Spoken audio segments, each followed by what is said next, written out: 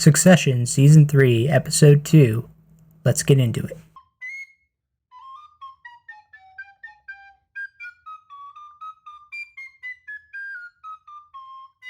We begin the episode. It's Team Kendall versus Team Logan. Everybody's got to pick a side, or they'll be left in the horrible position of being the boar on the floor. In Logan's corner, we got Jerry, newly installed CEO, and a bunch of old white guys whose names I can't bother to remember. In Kendall's corner, oh yeah baby, it's Cousin Greg. Then you got Siobhan and Roman, a couple of wild cards. Who are they going to side with? It's the big question of the episode. Then you got Tom, you got Connor. Where are they? Who the hell knows? Somewhere in outer space, I assume. The episode starts and Greg, he's panicking. He doesn't want to give all those documents over to the authorities. Of course, these are considerations Greg should have thought of before he gave the detonator to a nuclear bomb to the only guy who's crazier and more stressed than the Joker.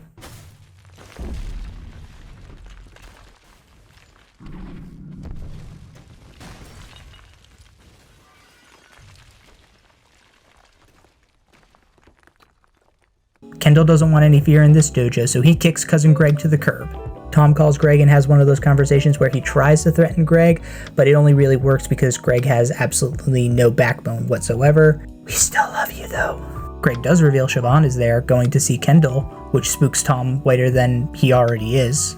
Tom decides not to tell Logan, not because this is some sort of a strategic power play, but because the way Logan is behaving, he might actually throw Tom out the window if he told him some more bad news about his beloved Siobhan. Siobhan shows up alongside a Trojan horse that she definitely didn't send, but is also definitely the most overplayed bit of symbolism I've ever seen on television. And one by one, the other siblings arrive. Kendall starts off by trying to appeal to his siblings' conscience, which is a bold strategy considering we've seen no evidence that any of them have anything resembling a moral code. I think they'd probably kill Jiminy Cricket and snap his legs off if he ever tried to sing to them. Shockingly, that does not work, and all the siblings spend the next few minutes going around talking about how none of them knew, wink wink, about all of the terrible things that were going on in the cruise lines. Eventually, Kendall gets a call and has to excuse himself to go give his kids a hug. Did you remember that Kendall has kids? I didn't. What are their names? Who can know? What are their ages? 8? 18? 800? Who knows, but now it's very important that Kendall goes and sees his kids and leaves his siblings alone to debate more. He gets outside to the curb and shocking, it's not his kids, it's Stewie. Oh, the deuce? Stewie, Sandy, and her father all get on a conference call where they agree that if Kendall replaces Logan, the three of them, Stewie, Sandy, and her father, will back down on their proxy fight. No new stakes are set, no new wrinkles are thrown into Kendall's plan. This is all information we knew, but we had to remind you that Stewie's on this show. Victory is mine! Meanwhile, Cousin Greg is still freaking out, and he goes and sees his girlfriend? Does Greg have a girlfriend? My mate. Well, he goes to see this girl who I'm hoping is his girlfriend because Cousin Greg desperately needs to get some, and then a lawyer shows up at his door claiming to have been sent by Waystar Royko. Does that mean Kendall? Does that mean Logan? Who the hell knows? Greg's girlfriend, who is in her first semester of, I'm hoping, law school and not high school, tells him that he should get his own lawyer. Hang on to this one, Greg. She's clearly smarter than you.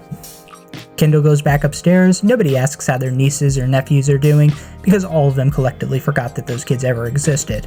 But they all agree that if they back Kendall, they would be able to take down Logan. But then things go haywire because, oh my god, in an incredible twist, Kendall thinks that he should be the one to stay on as CEO.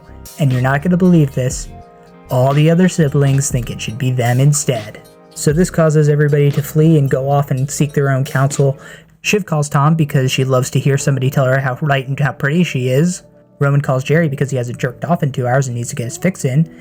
And Connor undoubtedly goes onto the roof, spots a pigeon, and decides to ask it what it thinks he should do. Tom is of course as useful as a dildo made of fire ants.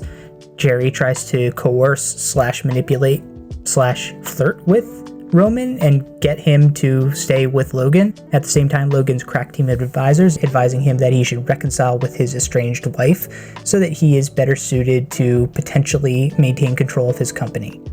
Did you remember that Logan had a wife? I didn't. What's her name? Apparently it's Marcia. Where has she been? What does she do? Who knows? Is there a female who's not named Shiv who we need to know about? It doesn't appear to be that way.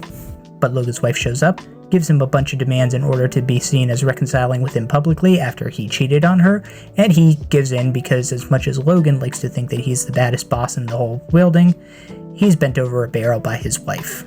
Meanwhile, Cousin Greg has decided to take his high school girlfriend's advice and seek out his own independent counsel. Because he is a grown man baby who has thousands of dollars worth of Brooks Brothers suits but absolutely no disposable income, he goes to his grandpappy, aka That'll Do Pig guy, in order to secure counsel. Gramps directs Cousin Greg to his personal attorney, who appears to be somewhere on the scale between anti-capitalist and nihilistic, who tells Greg that he wants to use this information to help completely destroy Logan's company, which is something the audience desperately wants, but which would cause every other main character on this show to throw themselves off the bridge at the idea that they might only make 6 figures a year. Eventually, the 4 siblings regather and find a box of donuts from Logan. They react to this box of donuts as if Jason fucking Voorhees is standing in the hallway holding a severed head.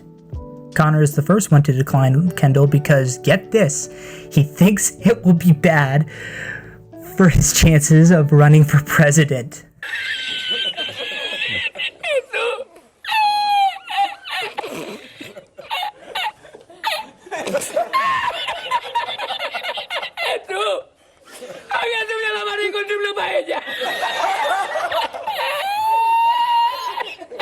Kendall rushes right past that, tells Connor he's not relevant, which is mean, but also correct. Roman then snarkily tells Kendall to go fuck himself because he still desperately wants to bang Jerry for some reason, and then it finally comes down to Shiv, aka the only person whose response actually mattered in this case.